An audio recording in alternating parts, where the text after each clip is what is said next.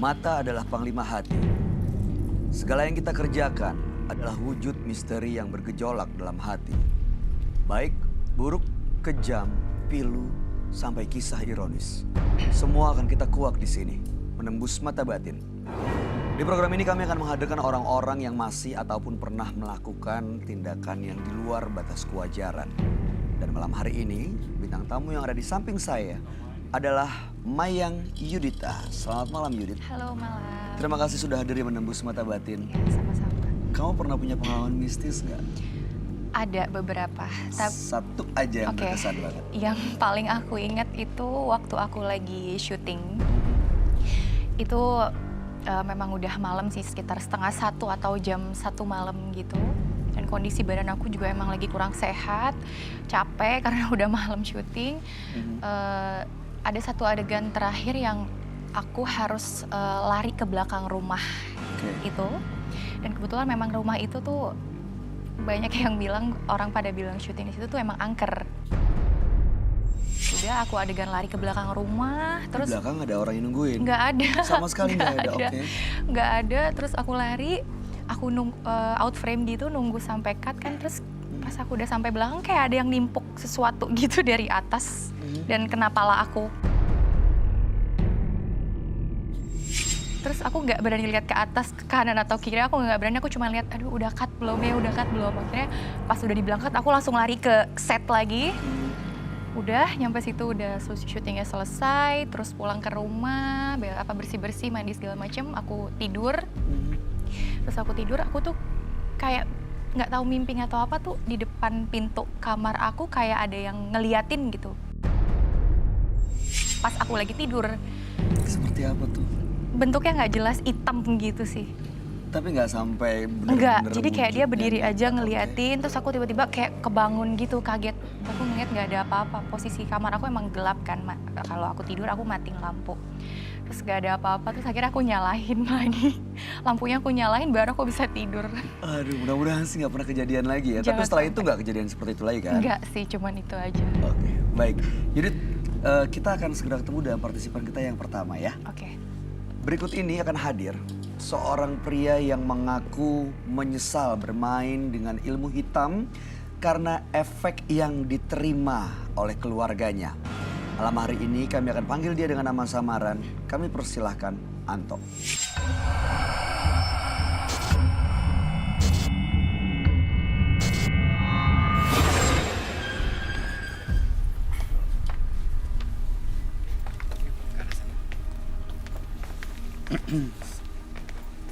Silakan.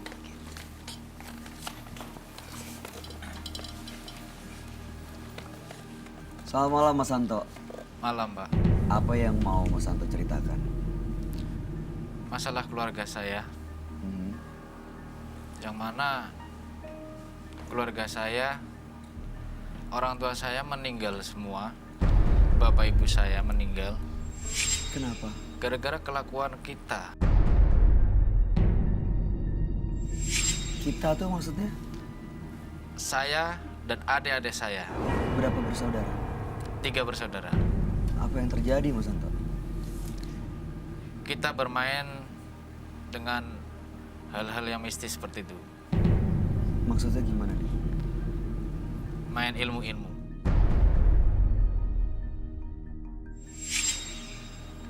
Anda dan adik-adik dan kakak, ini Iya. anak pertama. Saya pertama, Berarti Mas Anto dengan adik-adik mempelajari ilmu hitam. ilmu gitu. hitam. Berguru. Ya, Untuk apa waktu itu tujuannya? untuk Supaya kaya, supaya kebal, supaya kuat, atau untuk nyantet orang? ya waktu itu saya untuk supaya saya ditakutin sama orang. Oke. Jadi Anda berguru mempelajari ilmu hitam. Ya, Adik-adik juga. ya. Lalu hubungan dengan orang tua Anda gimana? Kalau dengan orang tua saya baik-baik saja. Aha. Cuman itu adik-adik saya yang songong banget itu. Maksudnya gimana tuh? Saya di sini juga pengen untuk mengajak dia supaya untuk tobat, insaf. Karena apa? orang tua saya sudah meninggal, bapak ibu saya. Itu karena kelakuan kita semua, adik-adik gue juga. Jadi di sini saya datang ke Mas Roy supaya kita semua tuh insaf. Kamu pernah dengar yang kayak gitu nggak? Pelajar ilmu hitam akhirnya dia tumbal keluarganya gitu. Iya, sebelum aku meninggal. pernah dengar sih beberapa. Tapi itu memang benar adanya ya kalau Ada. harus pakai tumbal tuh benar harus dari keluarga gitu ya Mas? Iya. Oh, tapi kalau boleh tahu belajarnya itu memang dari Masnya dulu atau adik-adik Mas dulu? Yang Itu belajar ilmu-ilmu kayak gitu. pertama dari adik saya. Oh, adik dulu. Dia adik dulu. Adik dulu yang nomor 2, nomor 3. Mm-mm. Adik nomor 3 yang paling bandel. Nah di situ saya sendiri karena dia saking banyaknya ilmunya dan saya nggak bisa ngelawan, saya berguru Bergurunya untuk ngelawan adik-adik saya itu Jadi berguru untuk Untuk melawan melawan adik adik-adiknya sendiri. gitu. supaya Mereka mau nurut. supaya mereka tuh nurut. Tapi Mas Santo yakin nih meninggalnya orang tua kaitannya nih karena mempelajari ilmu hitam. Ya, Karena Anda dengan adik-adik belajar ilmu hitam ya, gitu. ya. Meninggalnya gimana? Di situ karena tumbal daripada kelakuan kita. Di situ nanti satu persatu. Dan saya pengen insaf supaya adik-adik saya juga insaf semua. Sekarang hubungannya dengan adik-adik gimana? Baik. Baik, Pernah ada konflik gitu? ada Gimana ceritanya? ya di saat kita lagi ingat orang tua, kita ribut, berantem, dan di situ kita semua saling adu kekuatan ilmu kita. Itu di rumah ada Ya. ilmunya. Ya, entah di rumah, entah di jalanan. Tapi Mas pasti tahu resikonya apa kan dari awal udah ngambil Tahu. keputusan, tapi Iya. tetap mau ambil Heeh. keputusan itu. Makanya saya datang ke sini ke Mas Roy. Tujuannya untuk melepas Tujuannya semua. untuk melepaskan semua ilmu-ilmu pada diri gua dan adik-adik gua. Tapi saya mau tanya, adik-adiknya emang mau nih?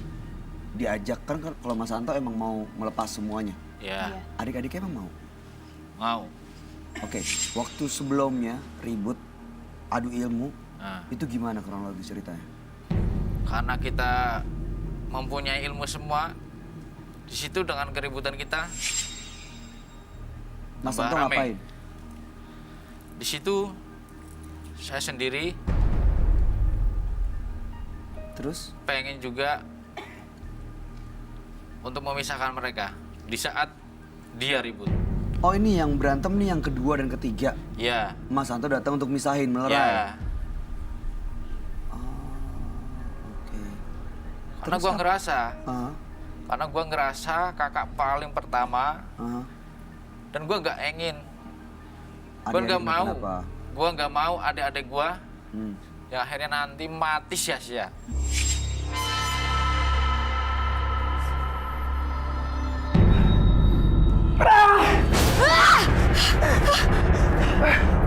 Apa-apaan sih lu, Dek? Berisik lu, Kak! Gara-gara lu ritual jadi berantakan. Kok nyalain gua? Ini kan gara-gara semua! Gua nggak bisa dapat ilmu tinggi dibandingin lu, Kak! Dasar ada kurang ajar. Seribu orang usah ikut. Kan jadi kayak gini jadinya. Apa-apaan ini? Bukan? Kamu nggak apa-apa, Dek? Sakit. Untung-untung gua enggak nusuk lu dengan keris ini. Apa-apaan ini? Kalian ngapain di sini ya? Kenapa? Lu nggak suka kalau ilmu gua lebih tinggi dibanding lu? Gua tuh nggak takut ilmu gua lebih rendah dari lu. Terus kenapa? Dia ini kakak lu. Lu tuh harusnya lebih sopan sama dia. Masa bodoh? Kurang ngajar lu. Kamu nggak apa-apa, Dek? Yuk. Terus akhirnya gimana? Akhirnya bisa terelakkan. Mereka nggak sampai ada yang celaka gitu Nggak kan ada. ya? Oke baik. Mudah-mudahan malam hari ini Mas Santo dan adik-adiknya semuanya bisa benar-benar insaf dan melepas semua ilmu hitam yang pernah dipelajari ya. Ya. Karena seperti ya tadi dibilang, tumbalnya satu-satu kan. Ya. Udah kehilangan kedua orang tua, mudah-mudahan nggak ada lagi tumbal berikutnya. Ya. Kami akan ajak Anda untuk langsung bertemu dengan sahabat kami. Ya. Dia adalah seorang indigo. Kami persilahkan Roy Kiyoshi. Sebelumnya, tim Mata Batin sudah memberikan tanggal lahir dan nomor rumah partisipan kepada Roy Kiyoshi. Dengan mata batinnya, Roy akan membaca berdasarkan angka yang kami berikan. Anto, dengan tanggal lahir 18 Desember 1985 dan mendiami nomor rumah 22. Sosok pria yang memiliki aura yang sangat negatif, penuh amarah, dan tidak mudah memaafkan orang yang sudah menyakitinya. Saya melihat kehidupannya sangat miris, tidak ada kebahagiaan yang nampak di hari-harinya. Namun, saat ini saya merasakan ada sebuah kesedihan yang membuatnya tidak berdaya. Rasa penyesalan saat ini yang membuat ia menjadi tertekan. Selamat malam. Selamat malam, Roy. Silakan duduk semuanya. Terima kasih. Apakah benar ini Anto dengan tanggal lahir 18 bulan 12, kemudian 1985 dan nomor rumah 22? Betul. Betul datanya seperti itu. Mas Santo ini 3 bersaudara, tiga-tiganya mempelajari ilmu hitam dan waktu itu orang tuanya dua-duanya sudah meninggal Sudah karena menjadi tumbal. Ya. Malam hari ini datang ke sini sebenarnya mau melepas semua ilmu-ilmunya dan juga mengajak sang adik untuk bisa insaf ya. Ya. Ada 3 bersaudara ya. Ya. Mas Santo anak pertama. Iya, anak pertama. Jadi artinya itu saya pertegas lagi, tiga-tiganya itu adik-adiknya itu semuanya kalian ini adalah kayak kalau bahasa kasarnya itu penyihir semuanya gitu ya. Betul. Untuk menyerang gitu ya. Saling menyerang. Pernah Saling kan menyerang. diserang sama adik kamu sendiri? Sering. Lalu kamu serang balik Mas Santo? Iya. Susah ya kalau udah kayak gini, jadi kayak perang ilmu sebenarnya jadinya. Iya nggak sih? Iya, Iya. tapi saudara. Tapi saudara sendiri. Saudara sendiri. Terus saudara sendiri. Tega sih ya. Ya, tapi untungnya nih hari ini dia Mas Santo datang untuk udah nih gue udah nggak mau karena ada yang ayah ya. Iya, Jadi, ayah ibu sudah meninggal. Ayah ibu sudah meninggal, jangan-jangan gara-gara ilmu kita nih yang Iya, kita betul. pelajarin. Karena ilmu kita. Karena katanya akan ada tumbal berikutnya, Roy. Dan mungkin salah satu di antara bertiga jadi tumbal ya. Ya, dan Bisa jadi. Anaknya ada sesuatu. Oh, iya. Punya anak belum? Ponakannya atau Keluarga anak. belum? sudah. Ya, bisa jadi yang paling lemah siapa? Biasanya yang paling lemah itu yang akan kena sih. Misalnya kayak ada anak kecil, sambet langsung bek, langsung biru. Udah gitu ya besok nggak ada. Aduh. Ya, makanya saya kesini mengajak adik-adik gua ke Mas Roy supaya adik-adik gua tuh gak mati sia-sia.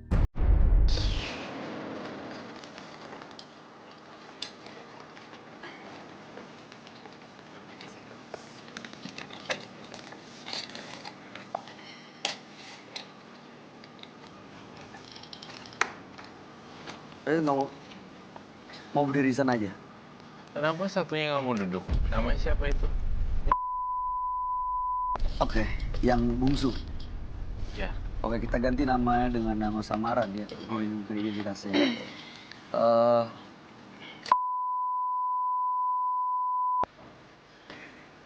Ini Oh, Mary. Rino ya. Rino. Kita ganti dengan Rino.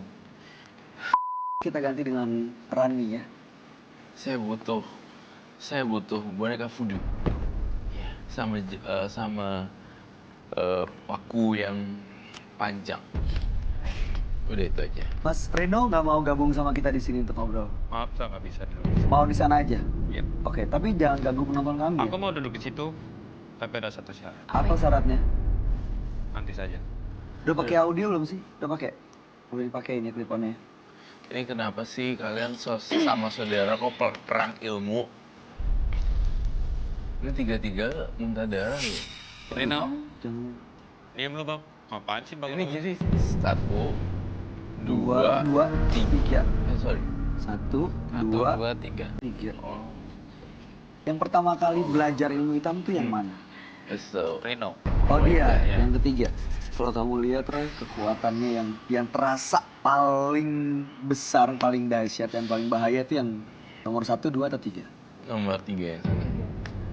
Jadi mereka punya 3 tongkat ajaib gitu ya. Iya, jadi mereka kayak mereka tuh 3-3-nya bagi saya adalah kayak penyihir. Dan mendingan paku aja. Di antara kalian bertiga pernah menggunakan kekuatannya untuk mencelakakan orang nggak? Mencelakai orang lain atas keinginan sendiri atau memenuhi permintaan orang lain? Oke, Mbak. Kalau gua gak ada. Mbak, Mbak Rani? Saya bisa membantu orang yang benar-benar sakit hati. berarti kalau ada orang yang sakit hati minta bantuan Mbak Rani untuk mencelakai orang lain, Mbak Rani penuhi. Iya. Rani dan Rino.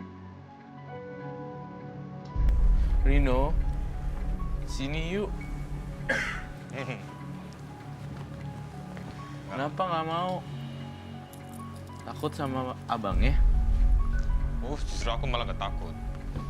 Sama Emang sudah saudara capek mah semua. rukun-rukun lah ya. Makanya abang saya juga bisa di sini.